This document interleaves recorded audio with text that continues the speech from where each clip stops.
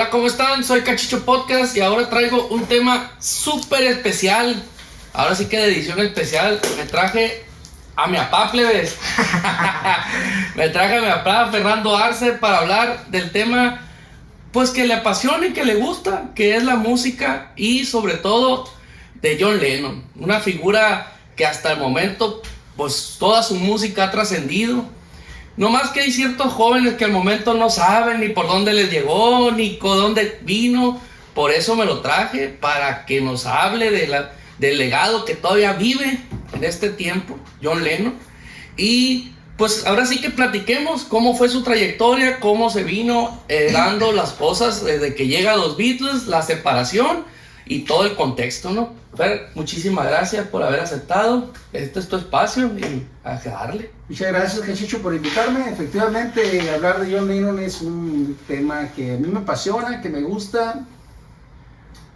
No soy alguien muy docto en eso, aunque desde pequeño empecé a escuchar a los Beatles y después a John Lennon le di seguimiento.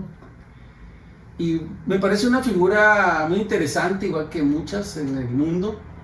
Sobre todo cómo fue él transformando y radicalizando en cierto sentido su discurso, ¿no? Entonces podemos inferir, aunque ya algunos autores lo han manifestado también, que fueron las circunstancias en las que John Lennon nace, crece y se desarrolla, lo que hacen que se sienta un compromiso, ¿no? Y eso es lo que pues, vamos a ir abordando más adelante. Primero que nada, pues empezar diciendo que John Lennon nace en 1940 en Liverpool, y los historiadores todos coinciden que el día que él está naciendo, esa noche Inglaterra o Liverpool o toda Inglaterra ha estado siendo bombardeada por los aviones nazis, ¿no? Entonces, desde ahí, imagínate una madre que está pariendo y un bebé que está viendo su primera luz con esos estruendos, ¿no? Y son cosas que, aunque no las explicamos nosotros porque no tenemos la capacidad para hacerlo, pero todas esas cosas van marcando la niñez, ¿no? Entonces, termina la guerra en 1945, 5 años después, pero a ellos les toca ver la destrucción. Sí. Les toca conocer que faltan miembros en la comunidad, que faltan familias, las historias son recientes y pues junto con eso pues inicia algo muy importante en el mundo, que es la división entre este y oeste, ¿no? Cómo se reparten en el mundo las dos superpotencias, que es la Unión de Repúblicas Socialistas Soviética, la URSS, y por otro lado Estados Unidos, ¿no? Formando, después más vamos a conocer como la OTAN, ¿no? Y marcan una línea en donde dicen estos países estarán bajo mi cuidado, bajo mi férula, bajo mi ideología y bajo mi hegemonía, y no vamos a permitir que uno se entrometa, ¿no? Pero eso es lo que ese es el contexto con los primeros años de vida de John Lennon. Él, siendo muy niño todavía, bueno, su madre lo deja por un tiempo, su papá, que es un marinero mercante, lo abandona por siempre. Él más adelante compone una canción que se llama Mother. Okay. Es verdaderamente fantástica, ¿no? Cómo le hace un reclamo a su papá y a su mamá, o a ambos, diciendo, hey, yo te necesité y tú nunca estuviste conmigo, ¿no? Ambos ya habían desaparecido de su vida. Su madre muere cuando él es un jovencito, muere en un accidente. Su mamá regresa, ¿no? Y se hace cargo de él después de estar un tiempo con una tía, ¿no? Entonces, su mamá regresa, pero es en esa familia de John Lennon, la tía y la madre, quienes tienen gustos por la música y son los primeros que le empiezan a dar los instrumentos con los cuales él se inicia con este rollo de irle gustando la música. Siendo niño, todavía en secundaria, forma su primer grupo y es bajo estos ritmos que están en boga, que están en moda a nivel mundial. Sobre todo a ellos les está llegando muy fuerte la influencia del rock, ¿no? norteamericano, ¿no? Elvis Presley, pero acá en Inglaterra pues también había Tony Sheridan, al cual ellos ellos admiraban, ¿no? Y otros artistas más. Y en una tocada que él tiene allí en el convento de su pueblo, de Liverpool, Sí. ahí conoce a Paul McCartney, ¿no? Y estando muy jovencitos los dos, y desde ese momento hicieron una química y una sinergia muy grande, ¿no? Entonces, estamos hablando que ellos tenían 15, 16 años, 17. Bien chamaco. Sí, y pues ellos van demostrando que saben de música, más bien que saben tocar música, porque no eran gente de conservatorio, ellos, Ajá. ninguno era gente que haya ido a una academia a estudiar música, sin embargo eran unos genios Traían oído, como le llaman algunos, ¿no? Exactamente. Traes el oído para escuchar los instrumentos y generar música. Exactamente, entonces ellos forman la banda de Quarrymen y todavía no está ahí ni Ringo Starr, pero Paul McCartney lleva a un chavito de 14 años que es el más virtuoso de todos en términos de música, se llama George Harrison, y se van por ahí tienen un contrato en Hamburgo, ¿no? En Alemania. Un Quatermain. Y entonces allí ellos reciben la primera lección de que no dejan tocar a George Harrison, que es menor de edad, tiene 14 años, mientras ellos ya tienen 17, 18 años, ¿no? Y el primer problema que les presentan es, o sea, les desmiembran a alguien allí en ese momento, ¿no? Y de alguna manera salieron avante de esos conciertos que salen ellos a dar, en esas tocadas. Graban un disco, sencillo. Y ese sencillo empieza a sonar. Hay algún chavo que llega a una venta de discos, una tienda de discos de Brian Epstein, y le dice, oiga, quiero este disco. Está hasta el nombre de esa persona, está registrado, todo lo que digo está registrado. No, pues no lo tengo. Y como llega más gente a pedirlo y más gente a pedirlo, ¿y quiénes son esos? No, es que tocan aquí, a la vuelta, ¿no? Y el Brian Epstein pues va a verlos tocar. Y se queda impresionado, dice, estos chavos tienen talento, y él tenía olfato. Tenía un olfato de empresario, y empiezan a trabajar y se dan cuenta que necesitan otro baterista con más nivel, ¿no? Y también con más compromiso, porque Pete Best es un tipo que no quiere cumplir con las obligaciones que tienen, en este caso todavía los incipientes Beatles, ¿no? Entonces buscan y les llega Ringo Starr, y con eso se queda completo lo que más adelante la historia va a conocer como los Cuatro Fabulosos, y cambian de Quarrymen a Beatles con doble E, que eso significaba en principio escarabajo, ¿no? Eso pero después cambian a una sola E y es Beat, que es como sonido, ¿no? Y bueno, empiezan ellos a generar música y empiezan a generar una revolución precisamente en la música, porque hay algo que es muy, se puede decir se puede decir medio cómico, ¿no? Ajá. Porque ellos rockeros no eran. De hecho estaban engañando al público que tocaban en la caverna, porque ahí les decían que tocaran blues y ellos ni blues tocaban. Ellos tocaban lo que a ellos les venía, pero bueno, el talento rápido se conjuga entre los cuatro y empiezan a generar mucha música que tiene un sentido y un contenido muy humano, ¿no? O sea, tiene que ver con la amistad, con el amor, con lo que sienten los jóvenes, ¿no? O sea, la emoción de sentirte enamorado, de sentirte rechazado.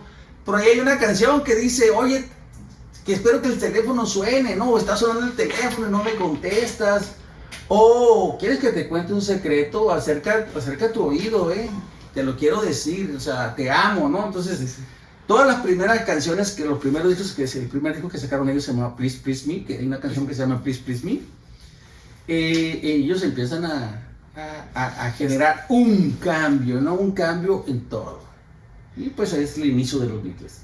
Entonces, este fue los primeros inicios con la de Please Please, ¿cómo se llama? No, el álbum que sacaron ellos se llamaba Please Please Me. Please Please Me. Y ahí ya empezaron a escribir tanto sí, ya tenían canciones, pero ellos también utilizaban covers. No todo era de ellos. Sí, pues, pero las canciones que ya eran de ellos, ya empiezan a gustar, a generar una atracción de las juventudes hacia ellos, ¿no? O sea, Lose Me Do, y todo eso hace que ellos empiecen a adquirir fama, a adquirir dinero, a adquirir compromisos, ¿no? Y es un grupo que va a marcar un hito en la historia. Pueden decir mil cosas que es exagerado, pero los Beatles revolucionaron e inventaron algunos ritmos que todavía prevalecen hasta hoy, y lo hacían por una razón. Ellos les apasionaba la música. Sí. No necesitaban más allá más que estar experimentando, ¿no? Entonces, si nosotros nos vamos un poquito rápido con el crecimiento de los Beatles, son invitados a un show en Estados Unidos con Ed Sullivan, que era el show más importante en los Estados Unidos, en Nueva York. O sea, y junto con eso son invitados a tocar en el Shea Stadium en Nueva York, que va a ser el primer concierto masivo, ¿no? Entonces, para entonces ellos estarían estrenando una canción que dice "Quiero estrechar tu mano", ¿no? Y eso, para los norteamericanos, o sea, llegaron los Beatles y con esa canción pegándoles, o sea, "Quiero estrechar tu mano", o sea, hey, vengo de otro continente, sí, y quiero estrechar tu mano. Mensaje subliminal. Sí, un mensaje muy interesante. Y lo que se puede decir de esos conciertos, ¿no? Dice los historiadores que ni ellos se oían. Era tanto el griterío y tan poca la tecnología, que por más micrófonos y bocinas que le pusieran, no se escuchaban. No se escuchaban, podían haber cantado lo que le diera la gana, nadie los escuchaba, ¿no? Pero el simple hecho de estar ahí, de estarnos viendo moverse. Además, eran, sobre todo Lennon y McCartney, pero más Lennon, eran muy dados a interactuar con la gente. O sea, eran jóvenes, pues, tenían todo el discurso, todas las formas, todo el mensaje, cómo hablar, cómo moverse, y lo que ellos dijeran estaba bien dicho y era celebrado, ¿no? Fíjese, maestro, que muchas veces hay jóvenes que no se dan cuenta que pueden crear o ser voz de una generación, porque con solo moverse, con solo hablar, traen una onda que es del momento, y muy pocos jóvenes se dan cuenta. Yo creo que los Beatles sí se dieron cuenta, hey, la onda que traemos sí tiene un impacto cultural, o sea, nuestra forma de vestir, nuestra forma de hablar y nuestra forma de expresarnos sí tiene un impacto cultural, y ellos se dieron cuenta de eso y lo aprovecharon, ¿o no? Lo que pasa es que los Beatles se convierten en toda una empresa, mira. En la forma de vestirse de ellos, primero el traje sin cuello. Sí. O sea, eso vino a romper con los esquemas, como un traje sin cuello, ¿no? Bien a la línea, zapatos boleados. O sea, rompía con el prototipo, aunque los rockeros siempre fueron muy, muy finos para vestir. Pero ese traje así, mocho, no es como el de los orientales. O sea, ellos usan una camisa, okay, una como blusa, no, este era un traje. Lo que pasa es que sé que los Beatles se convierten en toda una industria porque se conjugan dos grandes talentos, ¿no? Aparte de los Beatles, que es Brian Epstein, que tiene un sentido mercantil muy desarrollado, y George Martin, ¿no? Que es un genio de la música. Ese sí venía de escuela. Es el quinto Beatle que le dicen, es el ¿no? quinto Beatle, y siempre se ha hablado de él, y Billy Preston, que los acompañó muchas veces. A veces dicen que George Martin es el quinto Beatle, a veces que Billy Preston, pero yo creo que fue George Martin, ¿no? Porque ese era un hombre, un genio, ¿no? Que igual fallece luego, o sea, muere antes de que los Beatles se desintegren, pero sin embargo ya les había dejado toda una sabiduría y y los Beatles tenían una libertad para producir, para crear. Tan es así que ya ellos dejaron de tocar conciertos en 1966, fue el último concierto, y se dejaron a producir canciones que ni siquiera eran para bailarse. O sea, no tenía nada que ver con los ritmos, sino con los contenidos. O sea, a partir de 1966 los Beatles ya no componen una canción bailable. Que digas tú, se van a mover al ritmo esto. No. Ellos entran en otra dinámica y pues George Harrison los empieza a introducir en la mística hindú. Y son los primeros que también empiezan a hacer ensambles con instrumentos que nada tienen que ver con el rock. Y también son los primeros que empiezan a introducir la cuestión de las sinfónicas, o sea... Que dicen que la influencia... Hubo dos grandes momentos en su carrera. La influencia de Dylan, a conocer a Dylan, pero también al ir a la India. Dado a esos dos acontecimientos, es que dejan de hacer canciones así para bailar, y la otra es que empiezan a ser más experimentales. Y de ahí, de esos dos, sale el disco tan emblemático que es el Sargento Pimienta. Ahí ese disco es revolucionario para esa época, precisamente. La implosión, pues, uno que no sabe música pero que lo ha leído. O sea, a ver, ¿cómo es que hicieron ese disco? Pues los Beatles hacían que los instrumentos sonaran al revés. Y ya metía el mensaje subliminal también. Sí, o sea, a ver, la psicodelia. Hay una canción que a ellos se les dice que están promoviendo el uso de las drogas, que es Lucy and the Sky and Diane. Lucy and the Sky and Diane. Lucy en el cielo and the Sky and Diane. Ellos siempre son muy polémicos porque hay una canción muy, muy bonita que se llama Bosque Noruego. Y ahí se habla de una relación supuestamente extramarital, la compone John Lennon, ¿no? Pero le dicen a Paul McCartney, oye, le dice, esa canción es como una lesbiana. Y él le dice, pues sí, si usted lo dice, adelante, ¿no? Sí. O sea, ellos no se confrontaban, o sea, todo lo que decían, le decían que sí, o sea, le rebalaban, ¿no? Pues porque es tu Sí, idea, era tu idea, o sea, creo que en el disco Revolver ellos componen una canción que se llama Helter Skelter, que es la primera canción de rock metálico, rock pesado. O sea, si nos vamos por la música psicodélica, los Beatles. Si nos vamos por la música pop, los Beatles. Si nos vamos por la música romántica, si nos vamos por la música pesada, los Beatles. ¿No? Si nos vamos por los ensambles, los Beatles. Creo que en todos los géneros fueron precursores ellos. Y no eran, fíjense que no eran celosos, ¿no? Ellos si veían o escuchaban una canción que les gustaba, la incluían en su repertorio, aunque sea una vez en la vida, como la canción Bésame Mucho.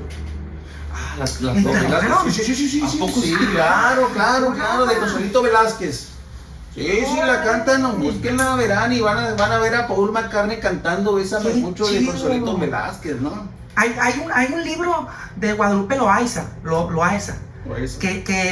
que menciona en un apartado especial una canción que se llama A Day of My Life, en donde cuentan que un amigo de Paul, que era de los Guinness, fallece en un accidente automovilístico, y dice que había una disputa en cómo componer esa canción, porque sí querían componerle una canción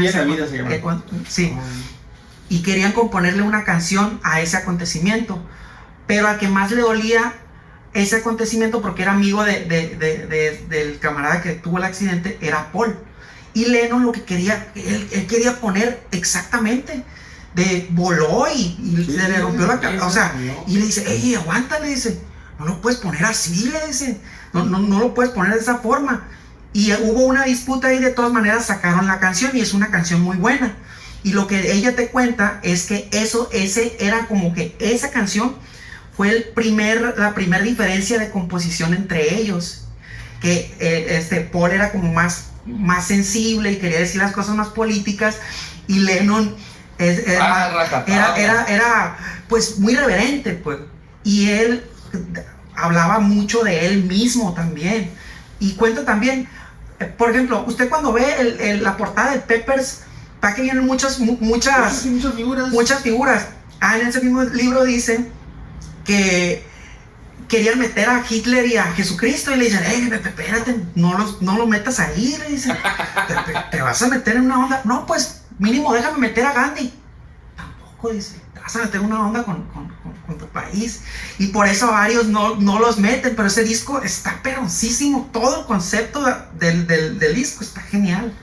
Alguien que fue invitado, o cuando menos avisado que iba a estar en ese disco es Tintán. Ah, sí. Sí. Marilyn Monroe, una de mexicanos Tintán. Sí, iba a estar Tintán. Bueno, pues, mientras ellos desarrollaban la música, y eran todo pues, un acontecimiento, Inglaterra, en agradecimiento, pero también por un uso político del Partido Laborista, le dicen que los inviten a darles una distinción. O sea, es el partido, el líder, el primer ministro del Partido Laborista le dice, oye, ¿sabes qué? Le dice la reina, dale una distinción a los Beatles.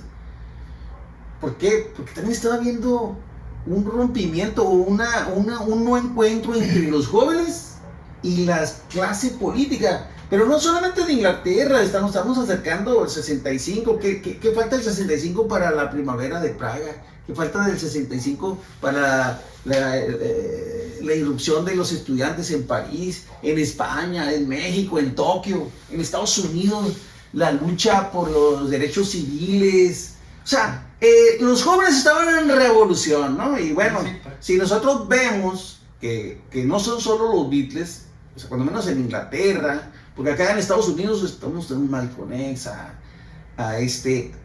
mí me gusta mucho traer a colación a Muhammad Ali, que aparte de ser un boxeador, era un excelente orador que tenía una idea muy clara en lo que estaba representando su país para la opresión de los derechos de la gente negra o de color, ¿no? Entonces, pues son invitados y pues es un uso político, ¿no? Porque sí hay un alejamiento, ¿no? O sea, no supieron abrir los espacios, los cauces de mayor participación de los jóvenes.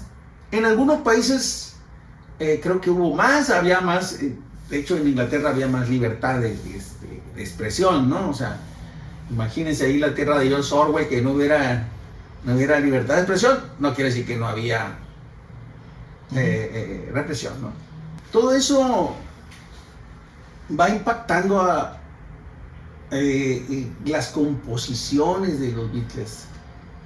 Tenemos que reconocer que eran cuatro seres humanos, y a pesar de ser un grupo, había independencia entre ellos. A ver, Paul McCartney estaba muy inspirado y sigue hasta la fecha inspirado en las cuestiones del amor. George Harrison, pues, ¿qué vamos a decir de él? Dicen que la canción más importante que han sacado los Beatles es Sometime. O sea, pero si tú le pones, siempre han dicho que Yesterday, que Let It Be. O sea, aquí nadie se pone de acuerdo cuál es la canción más impactante, ¿no? Que tienen los Beatles, ¿no? O sea, en My Life me gusta mucho, pero bueno, cada quien tiene su... Maestro, usted ¿qué opina de la película esta? No sé si usted la ha visto, la película Yesterday. La verdad que no la he visto. Me tocó cuando era chavito ver algunas películas de los Beatles, eran películas muy sosas, ¿no? Porque hay una que trata sobre las canciones de los Beatles y un compa que ahí pasa algo, pues, pero toda la película va en torno a las canciones de los Beatles y lo impactante que fueron las canciones para la cultura popular. Entonces, también está la de Nowhere, que en español le dicen Mi nombre es Lennon. ¿Qué opina de esas dos películas? O por lo menos la de No, fíjate que, mira, yo le compongo en la canción Nowhere Man, o sea, el hombre de ninguna parte, ¿no? El no hombre, pues. Y precisamente, o sea, él estaba dando a conocer cómo se estaba sintiendo él, cuando podría decirse uno, oye, tienes fama, tienes éxito, ¿qué le puedes pedir a la vida que no te la dé, no? Pues le estaba faltando la felicidad, ¿no? ¿Sí? ¿Me entiendes? O sea, entonces la felicidad de sentirse realizado. Y eso, bueno, los Beatles dejaron los trajes y se dedicaron a componer. a sacar sus composiciones, porque eso sí, ya tenían sus compromisos con su propia empresa que habían creado, ¿no? Entonces, todo trae matrimonio, cada uno de ellos, o sea, yo creo que el más estable de todos, yo no sé mucho de la vida de Ringo Starr en términos matrimoniales, sentimentales, pero todos, el único que sí duró bastantes años, hasta que murió su esposa, fue Paul McCartney, ¿no? De hecho, llegó a formar un grupo con ella que se llama Wings, con Linda. Pero, pues, George Harrison, imagínense, su esposa medio alocada, lo engaña con su mejor amigo, ¿no? Con Eric Clapton, ¿no? Eric Clapton, sí, usted está en Chile. Lo engaña con Eric Clapton, que además termina casándose Eric Clapton con ella, ¿no? Y ellos siguen tocando, ¿no? O sea, pues son cosas que tal vez le dolieron, pero pues la superaron, ¿no? O sea, la mística que traía George Harrison pues era de otro nivel, ¿no? O sea, él tenía otras inspiraciones. Bueno, pues estamos hablando ya de los 68, con una irrupción de las luchas estudiantiles, de los jóvenes más que nada por todo el mundo. Y los Beatles ya estaban llegando a su final. O sea, casi duraron menos de una década como Beatles, ¿entiendes? O sea, o sea, ya para el 69, ya cada uno estaba sacando sus propios discos. Ya no estaban produciendo de manera conjunta, ¿no? Ya habían salido ahí algunas canciones el primero que sacó fue George Harrison. Le siguió después, Lennon le siguió. Y Lennon, pues, comete no sé cómo lo vería la gente en ese momento, pero es una percepción que puede estar equivocada. El sacrilegio de casarse con una japonesa, ¿no? ¿No? O sea, ¿cómo si hace 20 años estábamos en guerra con ellos, 25? ¿Cómo te vienes a casar con una japonesa? Dejas a tu esposa, una inglesa, dejas a tu hijo, ¿no? A Julian, lo abandonas, o sea, lo mismo que te hicieron a ti, tú lo estás haciendo, ¿no? Esa era la lucha interna que él tenía, ¿no? Claro. Y se enamora perdidamente de Yoko Ono. Yoko Ono empieza a formar parte de la vida de él, está en los entrenamientos musicales, está en todas las tocadas, y por eso se dice que ella fue la parte sustancial de la separación de los Beatles. Lo cierto es que ya los Beatles como tal, como ya andaban componiendo cada uno por su lado, pues ya se sentían hastiados, ¿no? O sea, vamos a echarle la culpa a alguien, dijeron a esta mujer. No lo echaron ellos, la gente la que empezó, o sea, fíjate que John Lennon amaba tanto a Yoko Ono. O sea, pero fue hasta un amor enfermizo, ¿no? Él le compone una canción que se llama Joven Celoso, que es una canción hermosísima, ¿no? O sea, ahí le pide perdón, ¿no? Disculpa si te hice sufrir, es que solamente era un joven celoso, ¿no? Y entonces, aparte de componerle Woman, que también para ella, y Beautiful Boy para su hijo, ¿no? O sea, ellos componían canciones para el que quisieran, ¿no? Entonces, sí. Miren, hay una anécdota que en un entrenamiento que iban a tener ahí, en una práctica, John Lennon no llegaba, llegó tarde, pero mientras llegaban, Paul McCartney compuso la canción Get Back, empezó a tocarla así, como, o sea, regresa, y la compuso, ¿no? Y ellos decían, oye, quiero que se escuche así, o sea, ahí sí participaban todos, o sea, eran tipo generosos en el sentido, por ejemplo, a ver, Ringo Starr, una figura en la batería, pero él no componía nada. Sin embargo, le dan canciones que son icónicas en los Beatles. Por ejemplo, Una pequeña ayuda de mis amigos. Es una canción preciosísima. Ten para que digan que pusiste algo, cabrón. Sí. O sea, le componían canciones y decían, esta le queda a él, y esa se la daban. O sea, decían, esta es para Ringo Starr. Tenían como ese sentido de la estética auditiva, ¿no? También de cómo le queda esto a cada quien. Sí, claro, ¿no? Aquí el que se habla con un poco de resentimiento porque nunca él dice en alguna entrevista que John Lennon nunca, siempre lo vio como el menor, ¿no? Como alguien que debía seguir dependiendo de ellos, ¿no? O sea, nunca le reconoció en toda la extensión, pero eso es lo que ellos dicen, ¿no? Porque si tú escuchas a John Lennon, si escuchas a Paul McCartney, dice, yo lo amo, ¿no? O sea, yo lo amo. Y hay algunas fotos después de ellos que se encuentran por acá en Los Ángeles. Les dan un abrazo como hermanos, ¿no? O más que hermanos, ¿no? Y bueno, estamos hablando de cómo los Beatles se desintegran en 1970. Con su último disco, con su LP que se llama Let It Be, déjalo ser, una canción. Hay una anécdota, ¿no? Que dice por ahí, ¿no? Que llegaban al ensayo y de repente, chicos, compuse algo, ¿quieren escucharlo? Sí, lo acabo de terminar. ¿Lo quieren escuchar? Sí, y ¿lo acabas de terminar? Sí. Mames, le dicen, es un rolón ese que hay que grabarlo ya, le dicen. Pero uno como fan dice, ¿cómo es que haces una pieza de ese calibre en un ratito y dices, así como si nada, la acabo de componer, vengan y escúchenla? Sí, o sea, pues es que eran monstruos. Tenían esa genialidad, pues, de que para ellos se queda esa... No, pero aparte, en el mundo hay gente con esa genialidad, pues Alfredo Jiménez, un Juan Gabriel, o sea, que te componían de volada. Pero el problema aquí es cuando son dos. Que dicen, yo le empiezo a escribir y tú le pones el pedacito y yo le pongo este pedacito y yo lo termino, ¿no? O sea, ¿cómo resuelves esto, no? O sea, a ver, yo le empiezo a escribir, oye, quítale esto, bórrale, porque ahí están los manuscritos donde le borraban y quién le metía mano. Y está toda la historia de cada una de las canciones, ¿no? Bueno, entonces,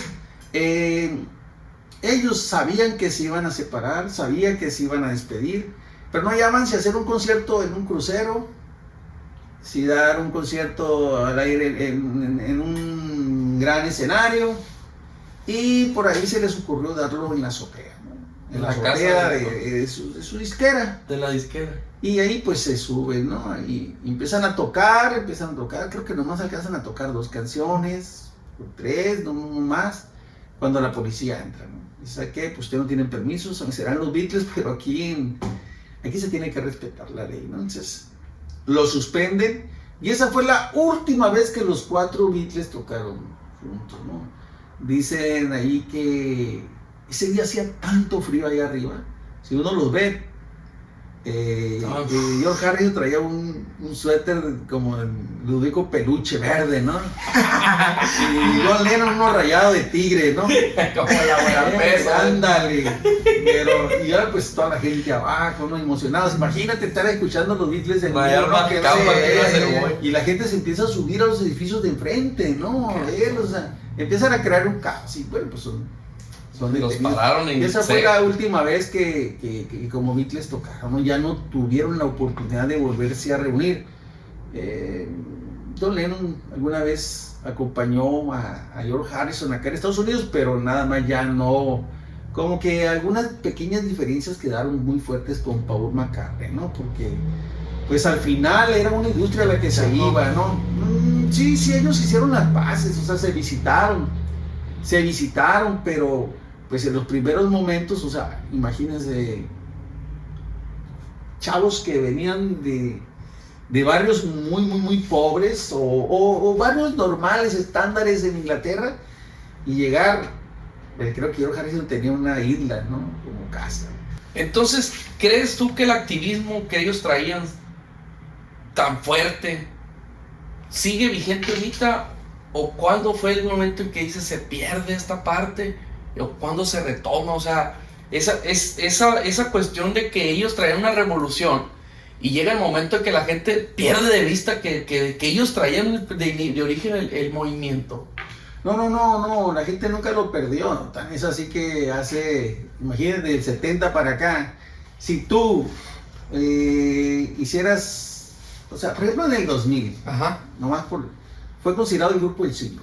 O sea, no de la década, del siglo, o sea, de lo que fue de 1900 al año 2000 no hubo un grupo mejor que ellos, ¿no? Entonces, ese impacto se refleja en la forma en que los jóvenes se van a conducir ahora. los grupos, todos querían imitarlos. Su corte, su música, sus tonadas. Los Rolling Stones, que siempre le hacían la competencia, pues a veces sacaban una rolita ahí como para compensar, no verse tan opacados por Hitler, ¿no? Pero yo creo que eran muy generosos, o sea, no, con todo el mundo hacía amigas, ¿no? Él hace rato habló de Bob Dylan, sí, Bob Dylan.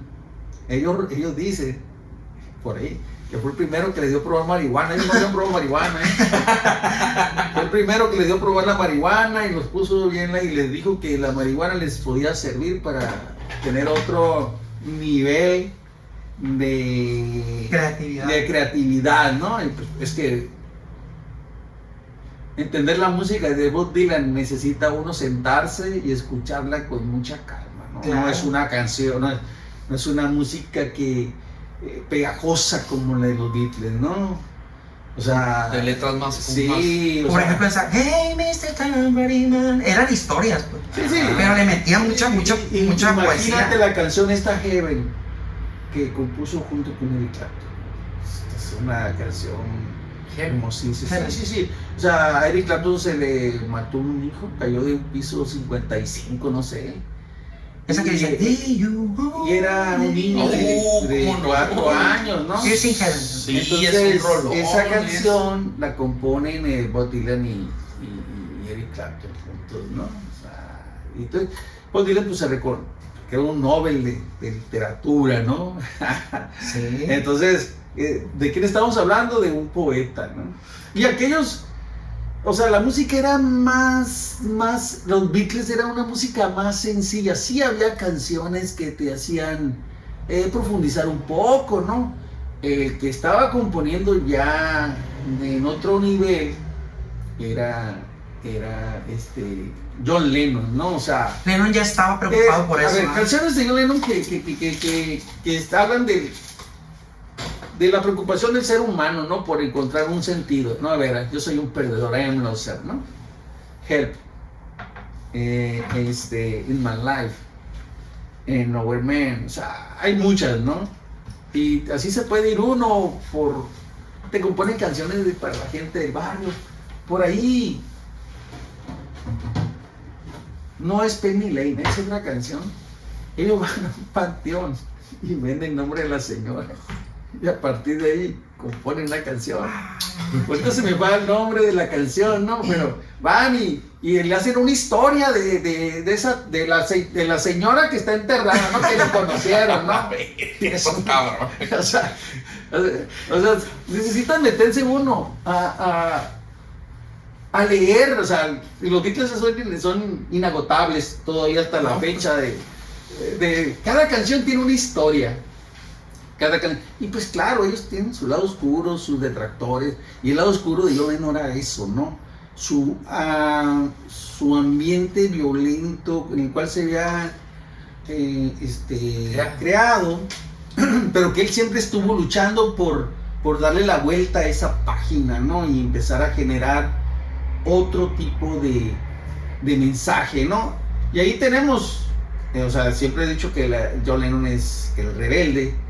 Hay que recordar las frases que le dice a la reina cuando van a tocar al palacio, donde dice, a ver, para la siguiente canción, que era Twist and Shout, dice, los que están en las butacas baratas, no dice Gainan, que están en las butacas baratas, aplaudan.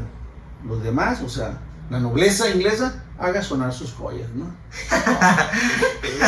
Diciendo ahí, ¿no? O sea, y la reina dice, claro, me las vas a pagar. Hace con la corona.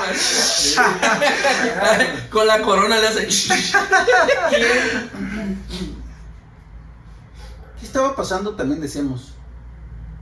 El macartismo, o sea, la Guerra Fría, el seguimiento de todo aquel el seguimiento político y policíaco de todo aquel que se manifestara en contra del statu quo.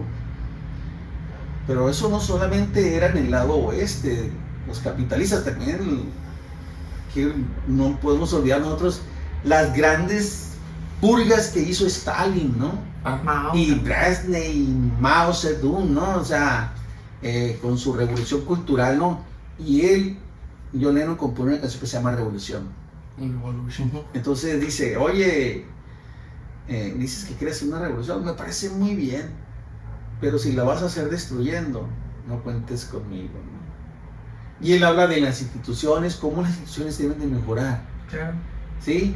Y dice, ahí andas por todos lados y traes hasta panfletos de Mao y de los demás, ¿no?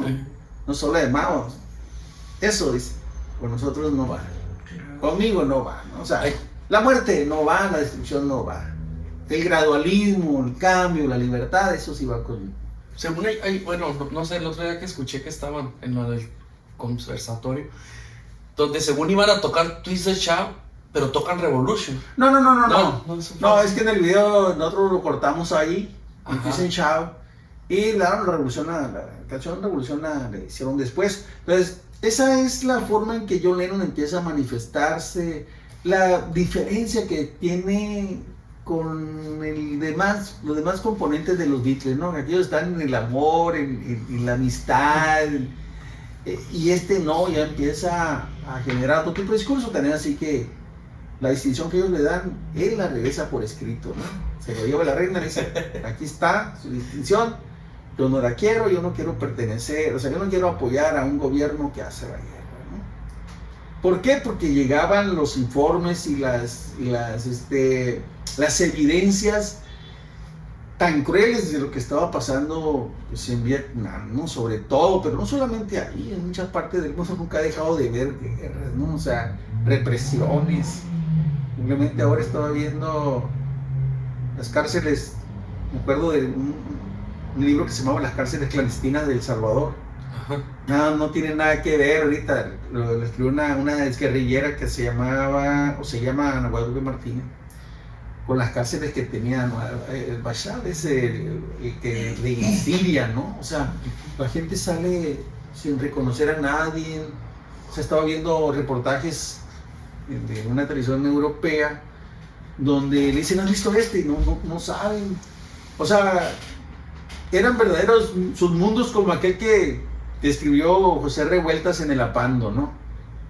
O sea, en las cárceles de México, allá en Lecumberri, cómo te encerraban abajo en el subsuelo, en cuartitos pequeñitos, ¿no? Pues eso sigue usando, ¿no? Entonces, contra todo ese tipo de cosas, pero sobre todo contra el abuso de los gobiernos y el abuso de los países contra otros países más débiles, es ahora el discurso que John Lennon va a retomar en sus músicas. Y bueno, allí empieza a ir un activismo. Su primer gran evento fue casarse con Yoko Ono e irse a Ámsterdam.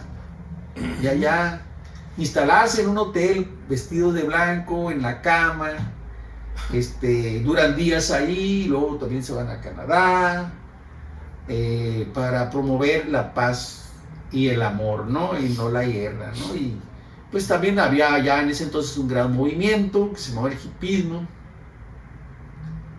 que se inicia en Estados Unidos, San Francisco, y que tenía que ver con cómo los padres aceptaban, preferían al hijo anónimo que al héroe enterrado, ¿no? ¿Por qué? Porque para ir a la guerra, para que te reclutaran, deberías de estar bien de tus facultades, sí. Deberían saber dónde estás, quién eres. Y pues el hipismo sirvió como una cápsula de escape para muchos jóvenes, hombres y mujeres, de realizar un ideal de vivir en paz, ¿no? Y bueno, pues tiene sus detractores por el uso indiscriminado de las drogas, pero pues no todos eran así, ¿no? O sea, hay que entender eso. Lennon se casa con Yoko Ono, él forma la banda Plastic Ono Band, ¿no? Y empiezan a producir, se van a ir a los Estados Unidos y John Lennon se vuelve un activista comprometido, ¿no? En la primera parte de la década de los 70s, que va del 70 al 75, ¿no? Que también es la parte más álgida de los movimientos, en donde por fin se termina retirando Estados Unidos de este de Vietnam, ¿no? O sea, no solamente eran John Lennon, o sea, hay una canción ahí de 2 canciones de los Creedence, una que se llama Infortunato Son, hijo afortunado, y ¿quién detendrá la lluvia, no? Pero no solamente ellos, o sea, era todo un conjunto de creadores, y generalmente de rock, ¿no? Que estaban oponiéndose a ese tipo de acciones por parte de los gobiernos poderosos encabezados por Estados Unidos, ¿no? Sin olvidar los del este que seguían también cometiendo grandes barbaridades. Podemos destacar muchas composiciones de John Lennon, pero hoy me interesan, bueno, no me interesa, a mí las que me han impactado, imagínense en los 70s, principios de los 70s, pero se la voy a dejar para el final, es El Poder del Pueblo, Démosles una oportunidad a la paz y Feliz Navidad, la guerra ha terminado, ¿no? O sea, ¿hubo alguna canción de los Beatles que lo motivó a querer aprender a tocar la guitarra o querer tocar un instrumento? ¿para mí? Sí. No. Yo la primera canción de los Beatles que escuché, que recuerdo que yo tengo conciencia, se llama Obladi Oblada. Dicen que está considerada la canción más armoniosa de la historia. ¿Cómo no? O sea, te levanta, ¿no? Entonces, Mi papá también dice lo mismo de esa. Sí, es un entonces, no, yo... En mi casa había muchas necesidades y éramos muchos hijos. Tener una guitarra no nos hubiera durado un día. Y eso costaba. O sea, ir a... Si no, pues me hubiera quedado con el... Como dijo Gloria Trevi, ¿no? Con el chumba, chumba, chumba nomás, ¿no? O sea... Chuta, chuta. Sí, o sea, no... La música me gusta porque me daba un espacio de descanso, ¿no? Y miren, nomás así de rapidito. Yo, mi tesis de la maestría y el doctorado, toda, siempre. Mi espacio eran 5 long play. Me acuerdo que era Bryan Adams, Queen, Rod Stewart, Paul McCartney y John Lennon, ¿no? O sea, cuando yo terminaba de escuchar a esos 5, o sea, eso es lo que yo duraba leyendo o escribiendo. Siempre. Y generalmente eran las noches, ¿no? Entonces, a mí siempre me gustó la música de los Beatles y de esa época, ¿no? Y bueno, cuando entré a la secundaria, a lo mejor si el maestro me hubiera tenido más paciencia, hubiera aprendido algo, pero para elegirnos para ir a los grupos musicales de la estudiantina, a uno lo ponían a cantar. Entonces, pues, ¿qué iba a cantar uno, no? Como la Chimatruc. Sí, ándale. No recuerdo, no voy a decir el nombre del maestro, pero creo que empecé a cantar y me dijo, ya. Entonces, o sea, imagínate, ¿no? O sea, tuve que irme a la banda de guerra porque yo no salía ni para el baile con el maestro ni para el canto, ¿no? Entonces dije, bueno, para no reprobarme, me fui a la banda de guerra, ¿no? Cuando me estaba tocando un instrumento, ¿no? Sí. Entonces, pero la música siempre la he disfrutado, o sea, en mi casa había música y era el pleito, pues. Mi papá era de rancho, de la sierra, y la verdad que tenía muy buenos gustos de música, ¿no? O sea, buenos compositores, buenas voces, pero era una música que a mí de niño no me gustaba en ese momento, ¿no? Y entonces cuando yo ponía mi música, porque la ponía a veces, me decía, ya empezaste con tu ladrido de perros, ¿no? Imagínate alguna vez ponerle Rapsodia Bohemia, ¿no? Ese fue el clímax, ¿no? Casi quiebra el estéreo, ¿no? Entonces, bueno. Tira eso, muchacho. Decimos entonces, John Lennon se va en los 70s y se mete muy activamente en los movimientos sociales, y eso le cuesta a él represión. Por parte de los gobiernos de Estados Unidos, es acusado por la CIA, pero también por la KGB, es seguido por el FBI, y el Departamento de Estado no les da los derechos a los cuales ya se los ha ganado, como la ciudadanía, ¿no? Claro. Y ahí en los 70s, hay una separación entre él y yo, dura por ahí casi 2 años, se vuelven a reencontrar, y John Lennon hace ostracismo, o sea, se encierra, no sale, cuando menos no compone para publicar, que va del 75 al 80, él tiene un hijo que se llama C, y se dedica a crearlo, ¿no? Y a congraciarse con Yoko Ono toda la vida, hasta que en 1980 saca el último disco que se llama Double Fantasy. Ya sabemos por ahí que casi 13 días o 20 días después, cuando Mark Chapman le pide que se lo autografíe, le da unos balazos y John Lennon muere desangrado, ¿no? Allí termina la vida material de John Lennon y empieza el mito.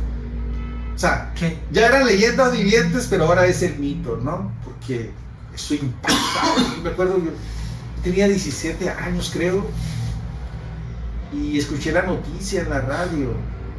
Han herido a John Lennon, como a las 7 de la tarde. Y al ratito, ha muerto John Lennon, y todas las radiodifusoras, o las pocas que había, pura música de John Lennon, ¿no? Y yo no puedo decir que había comprado el disco Double Fantasy, pero bueno, los discos salían rápido.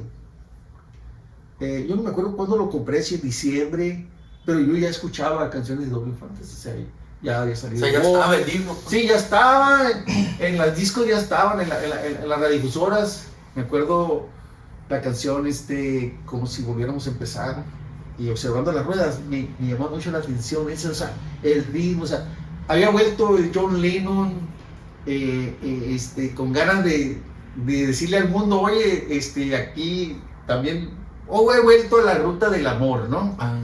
O sea, al amor filial, ¿no? Porque él tenía un amor por el ser humano sin discusión, ¿no? O sea,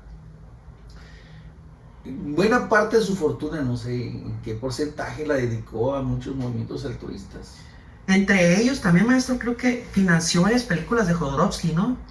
Dicen por ahí que Lennon financió a Jodorowsky para hacer El Topo y algunas películas así irreverentes, pero con tinte también estaba apoyando cosas de carácter, pues que promovían la paz, socialistas, Sí. que criticaban al capitalismo, las estructuras, o sea, que por eso también esa mística está detrás de Lennon, pues qué es lo que estaba haciendo también a oscuras. Por eso dicen que él era escritor, poeta, activista, político, ahorita fue el influencer, ¿no? Sí, podcastero.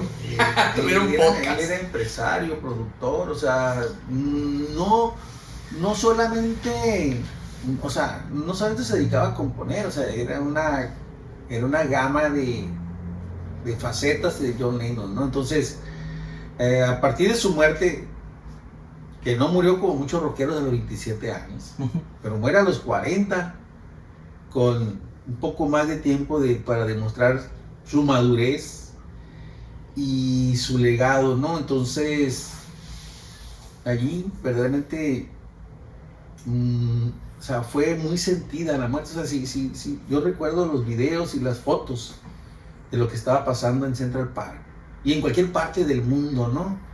Cómo la gente se reunía con velas en las manos, pues con la canción más icónica sobre la paz, que es Imagina, ¿no? O sea, en todas partes, ¿no? O sea, hubo una revolución otra vez, cuando menos por unos días, de la figura de John Lennon, ¿no? Yo quiero recordar una anécdota. A mediados de los 70, cuando John Lennon andaba de activista, que compone muchas canciones con mucho contenido social y político, alguien le pregunta por ahí de Paul McCartney, y dice, no, es que se sigue componiendo puras canciones tontas de amor, ¿no? Y Paul McCartney compone una canción que dice, aquí vengo otra vez con una canción tonta de amor, y se va a los número 1, ¿no? Sí,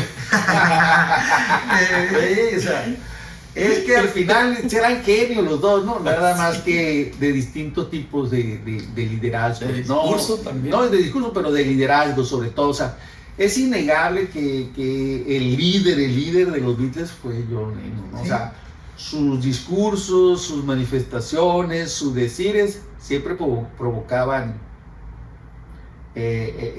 efervescencia, ¿no? Entre la clase política, entre los jóvenes. Y bueno, pues ya decíamos, ¿no? O sea, el corte de pelo primero, con su tupecito, y después con su pelo largo, con su barba larga, o sea, ellos imponían la moda, o sea, sus gafas, ¿no? sus Porque- gafas, o sea, gafas. todo, los pantalones rayados, que después usaron rojos, o sea, Acampana. sí, o sea, ellos eran muy visionarios, ¿no? O sea, pero claro que tenían gente atrás de ellos, pero claramente se ve un gran espacio de discrecionalidad, de libertad para crear, ¿no? Entonces, eso eran los Beatles, ¿no? y John Lennon. ¿Cómo crees que el mensaje de Imagine resuena ahorita en el mundo actual? Por ahí dice una canción de Arjona, luego lo voy a retomar otro día, que dice que todos los que promueven la paz, luego se van 2 metros bajo tierra, ¿no? Desafortunadamente hay una naturaleza en alguna parte de la humanidad que la vuelve ambiciosa, que la vuelve ávida de poder, ¿no? De poder político, de poder de dinero, de poder demostrar que puede dominar, ¿no? Y entonces la canción Imagine, pues es un llamado individual, fíjense bien, es individual. O sea, dice, tú crees que soy un soñador, pero no soy el único en el mundo. Dice, espero que un día te nos une, ¿no? ¿Sí? Y que también seas un soñador. Hay una canción, antes de que terminemos, que se llama Instant Karma. El karma instantáneo. Y ahí dice él, ¿quién eres tú que te burlas de gente como nosotros? Que buscamos ser humanidad. ¿Sí?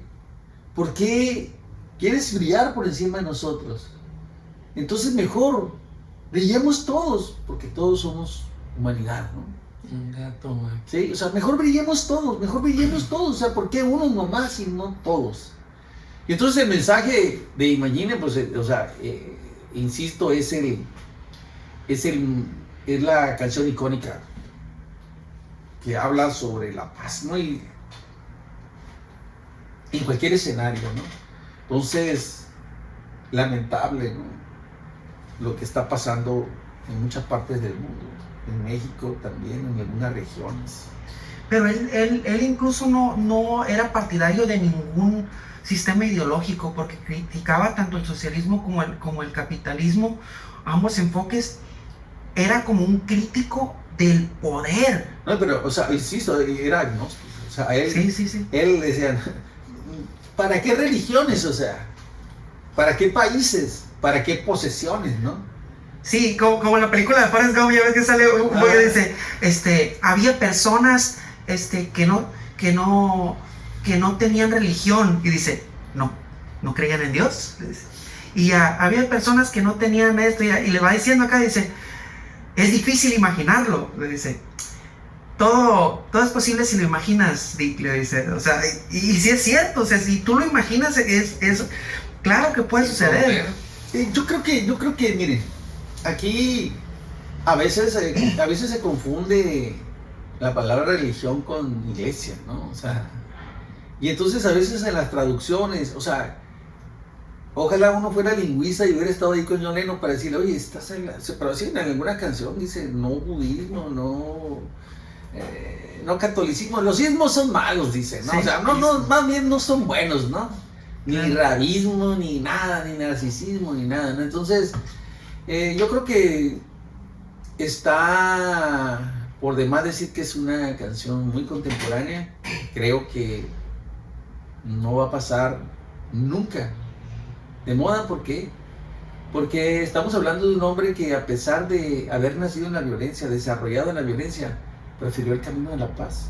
Y su mensaje trascendió, o sea, mucho más allá de lo que fue ese pequeño puerto de Liverpool, Inglaterra, Estados Unidos, se hizo mundial. Yo quiero retomar algo, miren.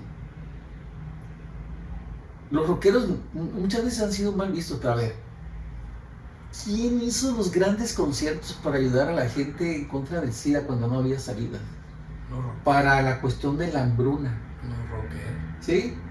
Para cualquier cosa se unen esos grandes talentos, ¿no? O sea, cada quien decide qué escucha, por eso dice, ¿qué escucha cuando escuchas? Pues claro. Entonces, los jóvenes de ahora desafortunadamente no tienen a veces quien los acerque. Eso es. Quien los acerque a esa música.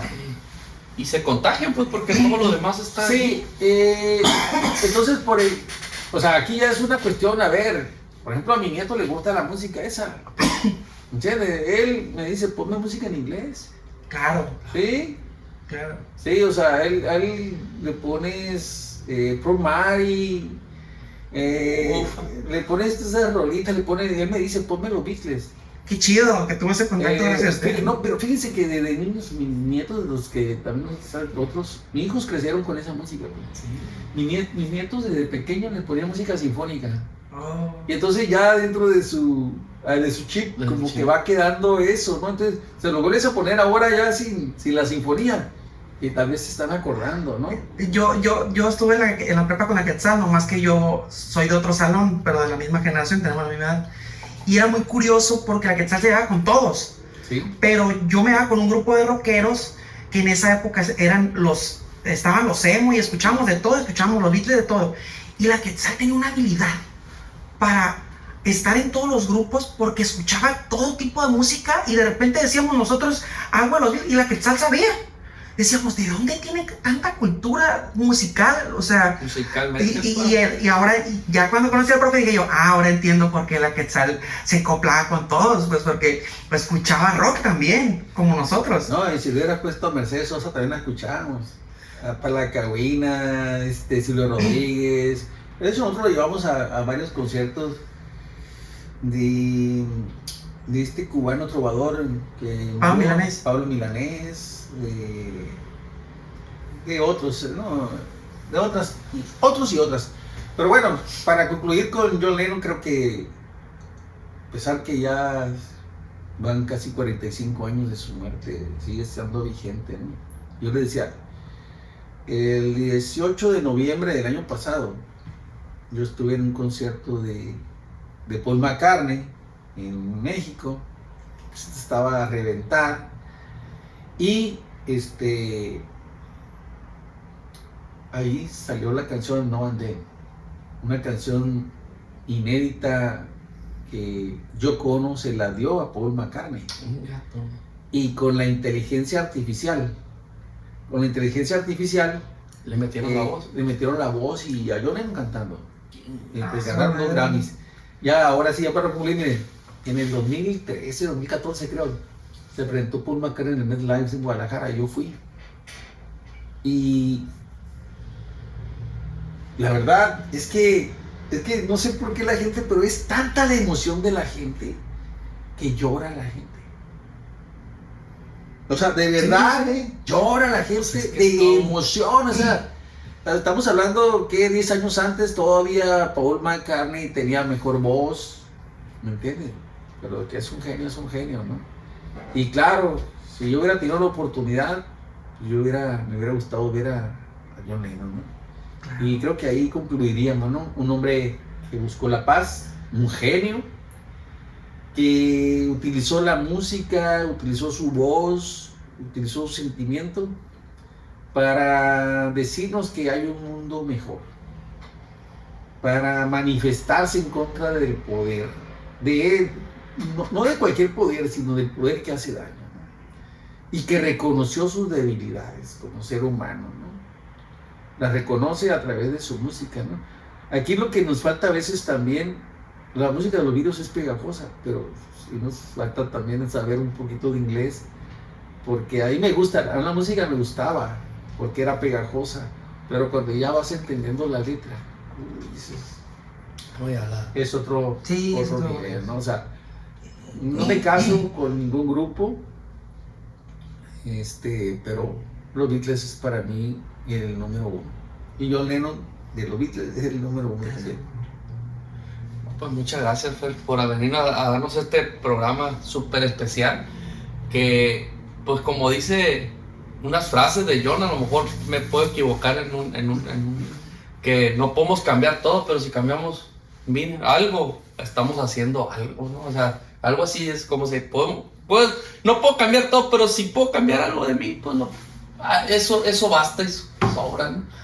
Claro. Y a mí me encanta que me platiques eso, que te he escuchado, y a mí me encanta el rock, me encanta todo este rollo, y me gustó mucho que aceptaras la invitación de venir, y sobre todo aquí a Danilo, allá atrás en controles, que también le gusta y se quedó con las ganas de platicar más. Ahí después haremos otra de la historia esa donde cornearon a uno de los Beatles. Esto fue Cachicho Podcast. Nos vemos. A la próxima. Sí.